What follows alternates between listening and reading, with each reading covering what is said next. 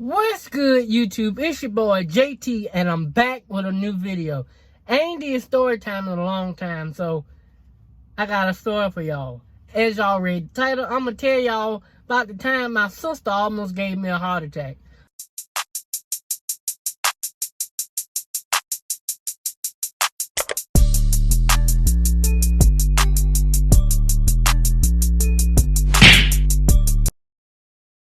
Okay, picture it. 1964 Sicily. No, I'm just joking. That's one of her favorite shows, The Golden Girls. But anyway, picture it was February of 2018. Our uncle had died. He passed away. It was the night before his funeral. We meet at my aunt's house.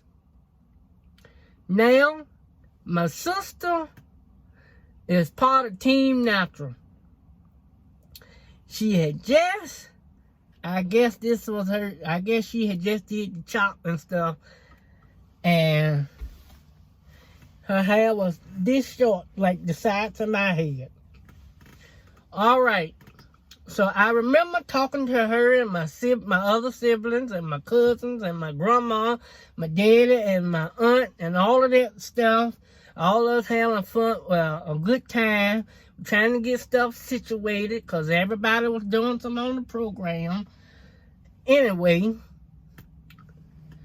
so we was agreed to meet back at my aunt's house the next morning. I went there and I didn't see no cars, so I called my sister. And I asked her where was she at. Now, I'm gonna tell y'all like this.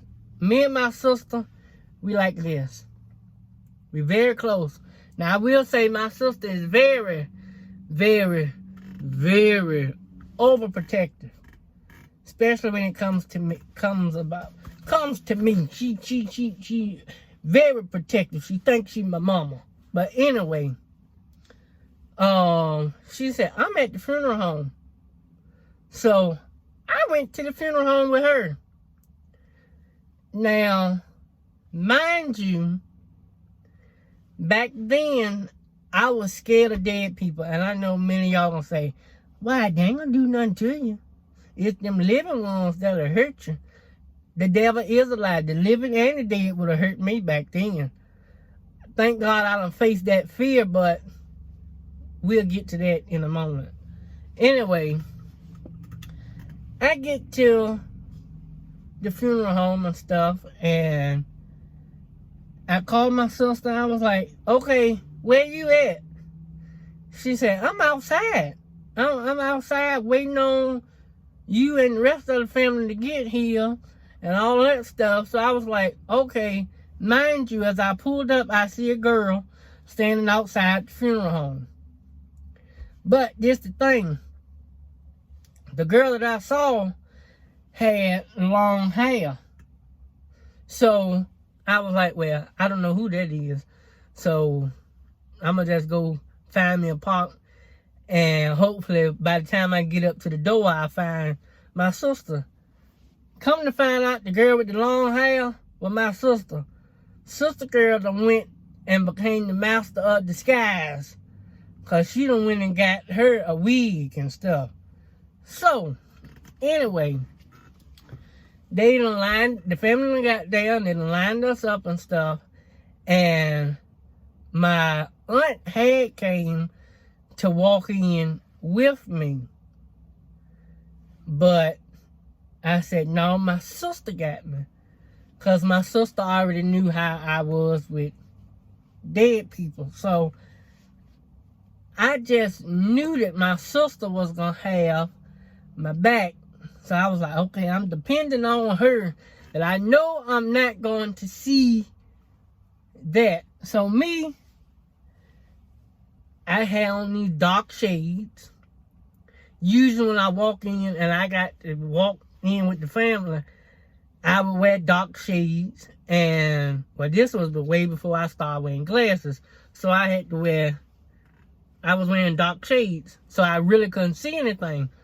And I would walk. When I walked in, well, with this funeral service, you walk in right across in front of the body, so you had no other choice but to interview the body as you go sit down if you in the family. So my keyword, my idea, I was like, okay, I'm gonna look at the crowd because I know my sister is gonna be. She gonna look. She gonna be on the side right where the casket is. I want to be on the other side so I wouldn't see anything. So we walking in and stuff, and everybody they crying and sniffing and all that. That's to be expected. All right. This is when the doo-doo hit the fan. Y'all, it got to all turn. Let me say this. My baby brother and his girlfriend was behind us. So we walking and we was joking and talking and stuff. And it was our turn to go interview the body and stuff. And we walking in, and I'm like, I'm already set. I done got my pinpoint people that I'm looking at. So I wouldn't look over to my right. I'm looking to my left. And I'm walking, and all of a sudden, I feel my right arm is being pulled back, and I'm trying to walk forward. Because I'm like, okay, well, we don't walk, so that means I'm past the casket. I look to my right, and there was my uncle. I'm seeing him. I'm looking at him. He looking at me, but not looking at me because his eyes were closed. But there he go, and I turned back around to the crowd like, what the hell? I thought I was past this. So then, all of a sudden, my sister, I feel my right arm twitching. My sister, she up there gonna start shaking and all of that stuff. And I'm like, okay, now you need to calm down because we got to get from in front of this casket. I can't help you out because then I'm gonna have to look at him, and I can't do this. So my brother, he telling her, sis, go ahead up. Go up. It's gonna be all right. It's gonna be all right. Go ahead up. Y'all, we stood at that casket for 3 minutes with that woman just shaking and shaking and shaking. Me, I'm about to piss all over myself. My chest, my heart is beating. I done got paranoid because I'm like, okay, I keep looking to see if she all right, and she still like if she had a seizure or something, and he's still laying there looking at me, and I look straight ahead, then I look to the side, because straight ahead, the family is straight ahead from us, and I heard my grandma say, "Sketch, go get Jarvis and that girl." She didn't know that was her own granddaughter standing up there with me, because the only thing she knew, I was freaking the devil out because I was scared. But that forced me to get out of that fearness of dead people, because only thing he was doing, he had a smile on his face like he was laughing at my agony. And I'm like,